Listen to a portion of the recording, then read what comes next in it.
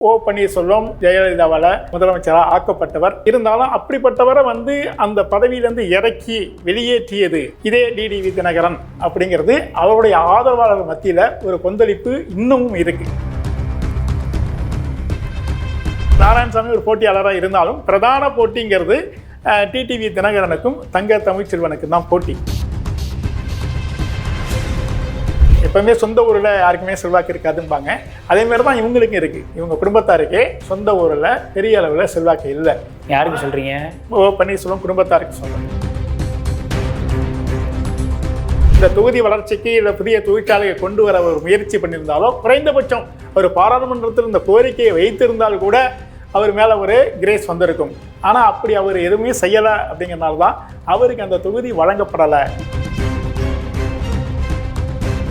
அவரை வெற்றி பெற வைக்கணுங்கிறதுக்காக தமிழக அமைச்சர் மூர்த்தியை ஒரு சவாலே மக்கள்கிட்ட சொல்லியிருக்கிறார். அவரை வெற்றி பெறவில்லைன்னா நான் பதவியை ராஜினாமா பண்ணுவேன். தேனி தொகுதி முழுக்கவே சிட்டிங் எம்பியோடைய செயல்பாடை யாருமே ரசிக்கலை, அவருக்கு ஆதரவும் தெரிவிக்கலை, அவருடைய செயல்பாடும் அந்த அளவுக்கு இருந்ததாகவும் தெரியலை. இந்த தேர்தலில் பிரதானமாக அங்கே முக்கிய இடம் வருது, வாக்காளர்கள் கவர்கிற விஷயமே பணம் தான்.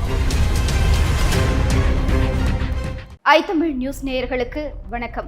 மக்களவை தொகுதிகள் குறித்த ஐத்தமிழ் நியூஸ் சர்வேயில் தற்போது தேனி நாடாளுமன்ற தொகுதி குறித்து பார்ப்போம்.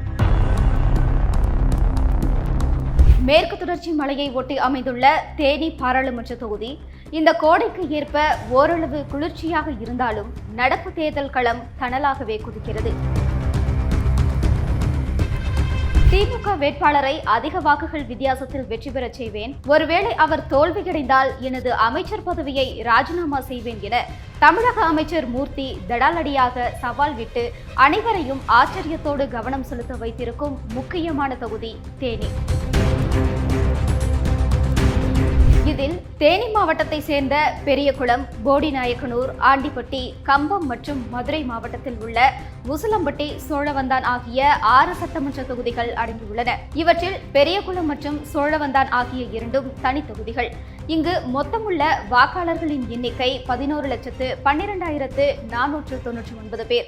ஐத்தமிழ் நியூஸ் மெகா சர்வே சார்பில் நம்ம எடுக்கப்பட்ட அந்த சர்வே அப்படிங்கிறது நம்ம தொடர்ந்து ராமநாதபுரம் தொகுதியை தொடர்ந்து இப்போ அடுத்ததாக தேனி தொகுதியை பார்க்க போகிறோம். இந்த தேனி தொகுதியில் ஏற்கனவே நம்ம பேசியது போன்று அங்கே என்னென்ன மக்களுடைய பிரச்சனைகள் என்ன சொல்கிறாங்க, ஏற்கனவே இருந்த அந்த எம்பியினுடைய செயல்பாடுகள் என்ன, அங்கே இருக்கக்கூடிய பிரதான பிரச்சனைகள் என்ன அப்படிங்கிறத பற்றி நம்ம இப்போ அலச போகிறோம். இதை அலசுவதற்காக ஐத்தமிழ் நியூஸ் சர்வே எடுத்த அந்த சர்வே எடுக்கப்பட்ட அந்த டீமினுடைய ஹெட்டாக இருந்த ராகவன் அவர்கள் நம்மகிட்ட இணைஞ்சிருக்கிறாரு. அவர்கிட்ட பல்வேறு கேள்விகள் இருக்குது, கேட்கலாம். வணக்கம் சார். வணக்கம் சார். ஓகே, இப்போ சர்வே நீங்கள் எடுத்த வகையில் அங்கே அடிப்படை பிரச்சனைகள் என்ன அப்படின்றத மக்கள் சொல்லியிருப்பாங்க அப்படின்னு சொன்னீங்க. நீங்கள் எப்படி களத்துக்கு போனதுக்கப்புறம் அங்கே மக்களுடைய பிரதிபலிப்பு எப்படி இருந்துச்சு, என்ன விஷயங்கள் அவங்க பிரதானமாக சொன்னாங்க? தேனி பாராளுமன்ற தொகுதியை பொறுத்த வரைக்கும் இப்போது களம் காண்கிற டிடிவி தினகரன் பிரதான வேட்பாளராக அங்கே இருக்கிறார். அவர் ஏற்கனவே ஜெயலலிதாங்கிற மிகப்பெரிய ஆளுமை இருந்தபோது, ஆளுங்கட்சியாக அதிமுக இருந்தபோது, இரட்டை சின்னத்தில் அவர் நின்றபோது அவருடைய வெற்றி எளியானது அதிமுக கோட்டைங்கிற போது. ஆனால் அவர் வெற்றி பெற்று சென்றதற்கு பிறகு மறுபடியும் அந்த தொகுதி மக்களுடைய நல்லது கெட்டதில் கலந்துக்கிறதோ, இல்லை தொகுதி போராட்டங்களில் பங்கெடுத்ததோ, தொகுதி மக்கள் பிரச்சனைகளில் ஈடுபட்டதோ எதுவுமே இல்லை. அவர் தொகுதி பக்கம் எட்டி கூட பார்க்கல அப்படிங்கிற திரும்ப எட்டி பார்க்கல ஃபீலிங்ஸ் இருக்குது. ஒன்று, அந்த தொகுதியை சார்ந்த பன்னீர்செல்வம் 3 முறை ஜெயலலிதாவால் முதலமைச்சராக ஆக்கப்பட்டவர். இருந்தாலும் அப்படிப்பட்டவரை அந்த பதவியிலேருந்து இறக்கி வெளியேற்றியது இதே டிடிவி தினகரன் அப்படிங்கிறது அவருடைய ஆதரவாளர் மத்தியில் ஒரு கொந்தளிப்பு இன்னமும் இருக்குது, இன்றளவும் இருக்குது. அப்படிப்பட்டவருக்கு ஒரு சிவப்பு கம்பளம் வரவேற்று இந்த தொகுதியில் அவரை நிறுத்திட்டு இவர் இங்கேருந்து விட்டு போய் இவர் சிட்டிங் எம்பியாக தன்னுடைய பையனையும் அங்கே நிற்க வைக்க அவரை முடியாமல் இவர் போய் ராமநாதபுரத்தில் அடுத்த தொகுதியை நோக்கி ஓட வேண்டிய ஒரு சூழ்நிலைக்கு போனது அவருடைய ஆதரவாளர்கள் மற்றத்தில் ஒரு ஆதங்கமாகவே இருக்குது. இந்த பாராளுமன்ற தொகுதியில் பொறுத்த வரைக்கும் 6 சட்டமன்ற தொகுதியில் கம்பம், ஆண்டிப்பட்டி, பெரியகுளம், போடிநாயக்கனூர், உசிலம்பட்டி, சோழவந்தான் இந்த 6 தொகுதிகளுக்கு உட்பட்ட விஷயங்களில் நம்ம தனிப்பட்ட முறையில் ஒவ்வொரு சட்டமன்ற தொகுதிக்கும் நீங்கள் சர்வே எடுக்க போயிருந்தீங்க. அதில் சில இடங்களில் கம்பம்லாம் பார்த்தீங்க அப்படின்னா திமுக ஆதரவு அப்படின்றது சற்று அதிகமாகவே இருக்குது, காணப்படுது. அங்கே எப்படி அந்த தொகுதியில் மக்கள் என்ன சொன்னாங்க? கம்பம் அந்த சட்டமன்ற தொகுதியில் இப்போ இருக்கிற திமுக அரசோட செயல்பாடுல இந்த மகளிர் உரிமை தொகை, இலவச பேருந்து, எங்கே பார்த்தாலும் இருக்கக்கூடிய அந்த காமன் அந்த இதுவும் இப்போ சிட்டிங் எம்எல்ஏவா அவங்க இருக்கிறதுனால அது ஒரு பிரதானமாக இருக்குது. அந்த கிரேஸ் திமுக ஆட்சியில் நமக்கு நல்லது நடந்திருக்கு, நம்ம ஒன்றுமே இல்லாமல் நமக்கு மாதத்துக்கு 1000 ரூபா பணம் கிடைக்குது அப்படிங்கிற ஒரு மகிழ்ச்சி அந்த மக்கள்கிட்ட நிலவுது. இவங்களுடைய சார்பாகவே நம்ம எடுத்தோம்னா நமக்கு இன்னும் நல்லது கிடைக்கலாம் அப்படிங்கிற ஒரு எதிர்பார்ப்பு, இலவசமாக கொடுத்தா மக்களுக்கு எதிர்பார்ப்பு இருக்கிறது தானே செய்யும். அதனால் அதை இன்னும் கூடுதலாக எதிர்பார்ப்பு அதிகப்படுத்தியிருக்கு. அவங்கள்ட்ட எதிர்பார்ப்பு அதிகப்படுத்துறது காரணத்தினால திமுக அவங்க சார்ந்த கை காட்டுகிற ஓட்டுப்படலாம் அப்படின்னு ஒரு எண்ணங்கள் இருக்கிறதுனால அந்த கம்பம் தொகுதியில் நீங்கள் அதிகப்படியாக அவங்களுடைய உணர்வுகளை பிரதிபலிச்சிருக்காங்க நம்ம சர்வேல. ஓகே சார், இப்போ இன்னொரு விஷயம் என்னன்னா, இப்போ எம்பியினுடைய இந்த பிரசன்ட் எம்பி ஓபி ரவீந்திரநாத் அவர்களுடைய செயல்பாடுகள் அப்படின்ற விஷயத்தில் நம்ம எடுத்த இந்த சர்வேயில் கிட்டத்தட்ட ஆண்கள் 5% குறைவாக தான் நல்லா ஓகே பரவாயில்ல, இல்லை நல்லா இருக்குது அப்படின்ற மாதிரி, பெர்ஃபார்மன்ஸ் நல்லா இருக்குது அப்படின்ற மாதிரி சொல்லியிருக்கிறாரு. பரவாயில்ல அப்படின்ற மாதிரி ஒரு 15% ஆண்களும் 20% பெண்களும் சொல்லியிருக்கிறாங்க. ரொம்ப மோசம் அப்படின்னு சொன்னவங்க கிட்டத்தட்ட 30% ஆண்களும் 27% பெண்களும் சொல்லியிருக்கிறாங்க. இப்போ அப்படிங்கிறப்ப இந்த பிரசன்ட் எம்பியோனுடைய அந்த செயல்பாடுகளை வச்சு தான் இன்றைக்கி திமுக ஆதரவு அப்படின்ற ஒரு நிலைப்பாடுக்கு போகிறாங்களா? அதை அதிமுக காரங்கள்ட்டே நாங்கள் விசாரிக்கிற போது அவங்க என்ன சொன்னாங்க, அவர் சிட்டிங் எம்பி நல்லபடியாக ஒரு செயல்பாடு செஞ்சிருந்தாலோ, இந்த தொகுதி வளர்ச்சிக்கு இல்லை புதிய தொழிற்சாலையை கொண்டு வர ஒரு முயற்சி பண்ணியிருந்தாலோ, குறைந்தபட்சம் அவர் பாராளுமன்றத்தில் இந்த கோரிக்கையை வைத்திருந்தால் கூட அவர் மேலே ஒரு கிரேஸ் வந்திருக்கும். ஆனால் அப்படி அவர் எதுவுமே செய்யலை அப்படிங்கிறனால தான் அவருக்கு அந்த தொகுதி வழங்கப்படலை, அந்த தொகுதியில் மீண்டும் நிற்பதுக்கு வாய்ப்பு கொடுக்கப்படலை அப்படிங்கிற பேச்சு இருக்கு. இப்போ அதிமுகவினுடைய கோட்டையாக இந்த பிரதானமாக இந்த தேனி தொகுதி பார்க்கும் பொழுது ஓபி ரவீந்திரநாத் அவர்கள் பெரும்பாலும் பாஜகவினுடைய ஆதரவு நிலையை பல நேரங்களில் வெளிப்படையாகவே வச்சிருக்கிறாரு. அவர் பாஜகவினுடைய ஆள் மாதிரியே செயல்படுறான்ற விமர்சனங்கள்லாம் எழுந்துச்சு. இப்போ அது மாதிரியான செயல்பாடுகளும் இதில் சேர்ந்து வருதா இந்த அதிருப்தி காரணத்துக்கு? அவர் பாஜகவுடைய ஆதரவாளராக இருக்கிறதுனால தான் அவருடைய தந்தை இன்னைக்கு பாஜக கூட்டணியை நம்பி தான் இன்னைக்கு ராமநாதபுரத்தில் போய் நிற்கிறார். இவருக்கு சொந்த பலம் அங்கே இல்லை, ஆனால் அவர் ஜாதி பலம் ப்ளஸ் பிஜேபியை நம்பி தான் அங்கே போய் நிற்கிறார். ஏன்னா சொந்த தொகுதியில் அவங்களால 2 பேரால் நிற்க முடியலையே. தொடர்ந்து 3 முறை வெற்றி பெற்றிருக்கிறாரு. ஆனால் அவர் ஆளுங்கட்சியாக இருந்தபோதும், ஆளுங்கட்சியாக அதிமுக இருந்தபோதும், இரட்டை இலை சின்னம் இருந்தபோது தான் ஓபிஎஸ்ஏ கடைசி முறை எம்எல்ஏ ஆகும்போது ரொம்ப தடுமாறி தான் ஜெயிச்சார். அப்போ அவருடைய வெற்றி எளிதானதா இல்லை அப்படிங்கிறது அந்த மக்கள் சொல்கிறாங்க. இந்த முல்லை பெரியார் அணை சம்மந்தமாக எந்த ஒரு முன்னேற்றமும் இல்லை. அதே மாதிரி இந்த நீங்கள் சொல்கிறது மாதிரி இந்த மாங்காய் ஜூஸ், அதே மாதிரி ஒயின் இண்டஸ்ட்ரீஸ் எதுவுமே இம்ப்ரூவ்மெண்ட் பண்ணலை. இது மாதிரியான ப்ராப்ளம்ஸ்லாம் அங்கே மேஜராக பார்க்கப்படுது இல்லையா? இப்போ இந்த ப்ராப்ளத்துக்கான சொல்யூஷனாக இப்போ ஏதாவது இப்போ இருக்கக்கூடிய வேட்பாளர்கள் அவங்களுடைய வாக்குறுதிகள் ஏதாவது சொல்கிறாங்களா? இப்போ இருக்கிற வேட்பாளரில் தங்க தமிழ்ச்செல்வன் திமுக வேட்பாளர் உள்ளூர்காரு, அவரும் முக்குளத்தோர் சமூகத்தை சேர்ந்தவர். அவரை வெற்றி பெற வைக்கணுங்கிறதுக்காக தமிழக அமைச்சர் மூர்த்தியை ஒரு சவாலே மக்கள்கிட்ட சொல்லியிருக்கிறார். அவரை வெற்றி பெற வேண்டாம்னா நான் பதவியை ராஜினாமா பண்ணுவேன் அப்படிங்கிற அளவுக்கு சூடுரைத்திருக்கிறாரு. அவர் உள்ளூர்காரங்கிற முறையில் இவரை நிச்சயமாக இவர் ஆளுங்கட்சியை பயன்படுத்தி நமக்கு செய்து கொடுப்பாருங்கிற நம்பிக்கை அவர் மேலே மக்களுக்கு ஓரளவுக்கு இருக்குது. அதையும் நம்ம மறுப்பதற்கு இல்லை. அதேமாதிரி நாராயணசாமி ஒரு போட்டியாளராக இருந்தாலும் பிரதான போட்டிங்கிறது டிடிவி தினகரனுக்கும் தங்க தமிழ்ச்செல்வனுக்கும் தான் போட்டி. தங்க தமிழ்ச்செல்வனுக்கும் டிடிவி தினகரன் தான் போட்டி. இப்போ வாய்ப்புகள் அப்படின்ற பட்சத்தில் இன்னைக்கு டிடிவி தினகரன் மேலே அங்கே சொல்லக்கூடிய விஷயங்கள் என்ன? அவங்க மக்கள் டிடிவி தினகரனை எப்படி பார்க்குறாங்க? டிடிவி தினகரன் அவரை ஓபிஎஸ்ஸுக்கும், அந்த ஓபிஎஸ்ங்கிறவருக்கு பிரதானம் சொந்த ஊர் அடங்கியது தேனி தொகுதி தான், பெரியகுளம். அப்படி இருக்கிறவர் அந்த சொந்த தொகுதியில் இருந்தவர், முதலமைச்சராக இருந்தவரை பதவியை காலி பண்ணதே டிடிவி தினகரன் தான் அப்படிங்கிற பேச்சு தொகுதி முழுக்கவே இருக்கு. அப்படிப்பட்ட இடத்துல இப்போ மறுபடியும் அவரை நம்பி தான் இவர் அங்கே போயிருக்கிறார். அவருக்கு என்னென்னா நமக்கு இருக்கிற ஜாதி பலம் ப்ளஸ் பணபலம், இதை நம்பி தான் முன்னாடி இருக்கிற பழைய செல்வாக்கு எம்பியாக இருந்திருக்கிறோம். ஓரளவுக்கு எல்லாருக்கும் அறிமுகமானோம், புதுசாக அறிமுகமாக வேண்டியதில்லை. இதை மட்டுமே நம்பி தான் ஒரு இறங்கியிருக்கிறார். அங்கே இப்போ ஆண்டிப்பட்டி தொகுதி எடுத்துக்கிட்டோம் அப்படின்னா இதுவும் அதே மாதிரியான ஒரு சூழ்நிலை தான் இருக்குது. திமுக அப்படின்ற பட்சத்தில் கிட்டத்தட்ட 56% மக்கள் திமுகவுக்கு ஆதரவான ஒரு நிலைப்பாடை, அவங்களுக்கு ஆதரவாக பரவாயில்ல அப்படின்ற மாதிரியான ஒரு இதை கொடுத்துருக்குறாங்க. இப்போ இதில் பாஜக 28% 2வது இடத்துல இருக்குது. பாஜக கூட்டணி, அதாவது டிடிவி தினகரனுக்கு. அடுத்த கட்டமாக 10% நாம் தமிழர் கட்சி இருக்குது. 4வது இடத்துல தான் வெறும் 6% தான் அதிமுகவுக்கு இருக்குது. இந்த இடத்துல அதிமுகவுடைய தொய்வு அப்படின்னு ரொம்ப அதிகமாக இருக்குது. அதிமுகவுடைய தொய்வுங்கிறத விட அங்கே வந்து முக்குளத்தூர் வாக்குகள் அதிகம். இன்னமும் எம்ஜிஆர் இறந்த பிறகு கூட அவர் உயிரோட இருக்கிறதா நினச்சிக்கிட்டு வாக்களித்த மக்கள்னா அந்த பகுதியில் இருக்கிறதா அப்பயே பேசுவாங்க. அதனால் அங்கே ஜென்ரலாகவே ஆண்டிப்பட்டி தொகுதி வந்து அதிமுகவுடைய அந்த 6 சட்டமன்ற தொகுதியிலேயே அதிகமான ஆதரவாளர்களை கொண்ட தொகுதி அது. அந்த தொகுதியில் ஏற்கனவே எம்பியாக இருந்ததுனாலையும் அந்த அறிமுகம் இருக்கிறதுனாலையும் இவருடைய வாக்கு வங்கி அங்கே கூடுதலாக இருக்குது. முக்குளத்தூர் வாக்கு இது கூடுதலாக இருக்குது. Okay sir. இப்போ ப்ரெசென்ட் எம்பியோடைய செயல்பாடுகள் அப்படின்னா ஆண்டிப்பட்டி தொகுதியை பொறுத்த வரைக்கும் வந்து கிட்டத்தட்ட ஆண்கள் பெண்களையும் சேர்த்து 70% மக்கள் வந்து ரொம்ப மோசமாக இருக்குது அப்படின்ற மாதிரி தான் வாக்களிச்சிருக்கிறாங்க. இப்போ பொதுவாகவே வந்து அந்த தேனி தொகுதி முழுக்கவே சிட்டிங் எம்பியோடைய செயல்பாடை வந்து யாருமே ரசிக்கலை, அவருக்கு ஆதரவும் தெரிவிக்கல, அவருடைய செயல்பாடும் அந்த அளவுக்கு இருந்ததாகவும் தெரியலை. இல்லை ரொம்ப மோசமாக இருக்குது அப்படின்றது அதிகமாக. மோசமாக இருக்குன்னா எதுவுமே செய்யலைங்கிறனால அவங்க டக்குன்னு என்ன சொல்கிறாங்க, மோசங்கிறத டிக் பண்ணுறாங்க.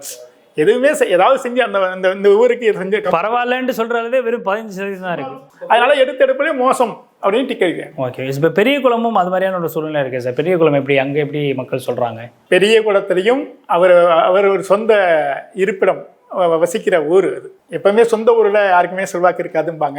அதேமாரி தான் இவங்களுக்கும் இருக்குது. இவங்க குடும்பத்தாருக்கே சொந்த ஊரில் பெரிய அளவில் செல்வாக்கு இல்லை. யாருக்கு சொல்கிறீங்க?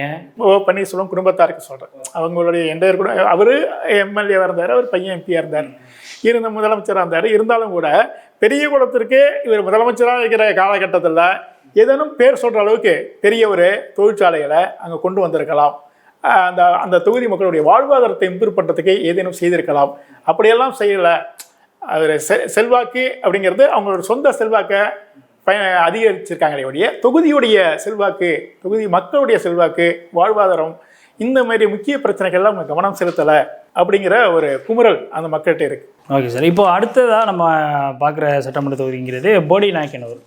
அங்கே வந்து கிட்டத்தட்ட திமுகவுக்கான கிரேஸ் அப்படின்றது கூடுது. அங்கே என்ன ஸ்டேட்டஸ் இருக்குது? அவர் அங்கே அதே தொகுதியில் 2 முறை ஓபிஎஸ் வந்து எம்எல்ஏவாக இருந்திருக்கிறார். 2 முறையும் அங்கே நின்று வென்றிருக்கார். இவடைய 2 முறையும் வெற்றி பெற்று தான் ஒரு முதலமைச்சராக இருந்தார்.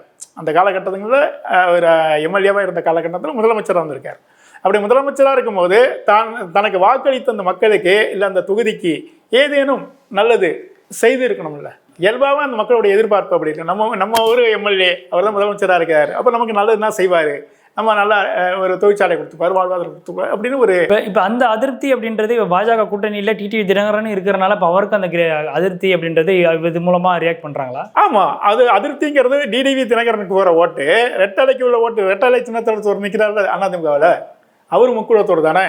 அவர் வந்து ரெட்டலை சின்னம் வந்து எம்ஜிஆர் ஜெயலலிதாவால் உருவாக்கப்பட்ட வளர்த்தெடுக்கப்பட்ட ஒரு சின்னம், கிரேஸ் மக்கள்கிட்ட இருக்கு. அந்த ரெட்டை சின்னத்தை தானே அவங்க விரும்புவாங்க. எம்ஜிஆர் நின்றது, ஜெயலலிதா வென்றது, இப்படிப்பட்ட ஒரு சின்னம் இங்கே நிற்கிது இல்லை. சரி, அப்போ சோழவந்தானில் அதே மாதிரி தான் திமுகவுக்கு ரொம்ப பயங்கரமான கிரேஸ். கிட்டத்தட்ட 74% வந்து திமுகவுக்கு ஆதரவாக தான் இருக்கிறாங்க. அடுத்த 24% வந்து அதிமுகவுக்கு ஆதரவாக இருக்குது. நாம் தமிழர் கட்சிக்கு 2% இருக்குது. இதில் பாஜக கூட்டணி டிடிவி தினகரன் லிஸ்ட்ல இல்லையே. டிடிவி தினகரன்னா அங்கே வந்து பிஜேபியே இல்லை, பெருசா பேசப்படுகிற அளவுக்கு பிஜேபியில பெரிய தலைவர்களோ ஆமா. ஆனா அதே நேரத்துல இது எல்லாமே அதிகமா இருக்கிற காரணம் எல்லாமே இது தமிழக அரசுல இருக்கிற சட்டமன்ற உறுப்பினர்கள், அங்க இருக்கிற சட்டமன்ற உறுப்பினர்களை பேஸ் பண்ணி தான் இந்த வாக்களிக்கிறாங்களே ஒழிய எம்பிக்குன்னு தனிப்பட்ட முறையில் அவங்க இந்த செல்வாக்குன்னு சொல்றீங்கல்ல, இந்த செல்வாக்குங்கிறது பார்லிமெண்ட் உறுப்பினருடைய செயல்பாடோ இல்லை பாராளுமன்றத்துக்கு இவங்க போக போறாங்களோ அவங்களுக்கு இன்னும் ஓட்டு வங்கியோ அப்படி இல்லை. சட்டமன்ற உறுப்பினர்கள் ஸ்டேட் கவர்மெண்ட் செய்கிற சலுகைகள், அவங்களுக்கு கிடைக்கிற பெனிஃபிட்ஸ், அதை வச்சுக்கிட்டு அவங்க வந்து உதயசூரியன் சின்னம் அப்படின்னு டிக்கெட் அடிக்கிறாங்க. Okay sir. இப்போ தேனியில் இப்போ ஓவராலாக பார்க்கும் பொழுது என்ன சொல்கிறாங்க மக்கள்? இப்போ ஓவரால் வியூ அப்படின்றப்போ அங்கே இருக்கக்கூடிய அடிப்படை பிரச்சனைகளோடு சேர்த்து வேட்பாளர்கள் இந்த 4 பேரையும் வந்து மக்கள் எப்படி பார்க்குறாங்க? இப்போதைக்கு 4 வேட்பாளர்கள், அதில் 2 வேட்பாளர்களை நம்ம நாம் தமிழர் அண்டு நாராயணசாமி ஏடிஎம்கே வேட்பாளரை கடை மட்டத்தில் அடிமட்டத்தில் வச்சுட்டாங்கள. பிரதான வேட்பாளர் அப்படிங்கிற தங்க தமிழ்ச்செல்வன், அதுக்கு அடுத்தபடியே டிடிவி தினகரன். இது பணம் விளையாடல். ஓகே, பணம் இந்த தேர்தலில் பிரதானமாக இங்கே முக்கிய இடம் இருக்குது. வாக்காளர்கள் கவர்கிற விஷயமே பணம் தான் அப்படிங்கிறது ஒன்று இருக்குது. அதை வந்து 2 பேருமே வாரி அடைக்கிறதுக்கும் தயாராக இருக்காங்க. அந்த எதிர்பார்ப்பும் கொடுப்பாங்க, பணம் கொடுப்பாங்க அப்படிங்கிற எதிர்பார்ப்பும் வாக்காளர்கிட்ட இருக்குது. இப்போது தேனியோடைய ஓவரால் விஷயங்கள்லாம் பார்த்துட்டோம். பல்வேறு விஷயங்கள் வந்து தேனி சம்மந்தமான மக்களுடைய பிரச்சனைகள் என்ன, அடிப்படை விஷயங்கள் என்ன, மக்களுடைய மனதில் என்ன அவங்க பிரதிபலிக்கிறாங்கன்ற விஷயத்தெல்லாம் ரொம்பவே ஷேர் பண்ணிங்க. நன்றி சார். நன்றி சார். நன்றி சார். ஆண்டிப்பட்டி சட்டமன்ற தொகுதி எம்ஜிஆர் மற்றும் ஜெயலலிதா ஆகியோர் போட்டியிட்டு வெற்றி பெற்ற ஆண்டிப்பட்டி சட்டமன்ற தொகுதி தற்போது திமுக எம்எல்ஏ மகாராஜன் வசம் உள்ளது. இங்கு திமுகவுக்கு 56%, பாஜகவுக்கு 28%, 10% வாக்காளர்கள் நாம் தமிழர் கட்சிக்கும் வெறும் 6% வாக்காளர்கள் மட்டுமே அதிமுகவுக்கு ஆதரவு தெரிவித்துள்ளனர். சிட்டிங் எம்பியான OP ரவீந்திரநாத்தின் செயல்பாடுகள் மோசமாக இருப்பதாக 72% வாக்காளர்களும் 28% வாக்காளர்கள் சுமார் எனவும் தெரிவித்துள்ளனர். தொகுதி பிரச்சனையாக கண்ணகி கோவில் செல்ல சாலை வசதி இல்லாதது என 38% வாக்காளர்களும், முல்லை பெரியாறு அணை நீர்மட்டத்தை உயர்த்தாதது குறித்து 26% வாக்காளர்களும், மாம்பழசாறு திராட்சை ஒயின் தயாரிக்கும் தொழிற்சாலை இல்லை என 20% வாக்காளர்களும், தொழில் வளர்ச்சி இல்லை என 16% வாக்காளர்களும் தெரிவித்துள்ளனர். பெரியகுளம் சட்டமன்ற தொகுதி முன்னாள் முதல்வர் O பன்னீர்செல்வத்தின் சொந்த தொகுதியான பெரியகுளம் தனி தொகுதி திமுக எம்எல்ஏ S சரவணகுமாரிடம் உள்ளது. கருத்து கணிப்புப்படி திமுகவுக்கு 48% வாக்காளர்களும், பாஜகவுக்கு 30% வாக்காளர்களும் மற்றும் அதிமுகவுக்கு 16% வாக்காளர்களும், நாம் தமிழருக்கு 6% வாக்காளர்களும் ஆதரவு தெரிவித்துள்ளனர்.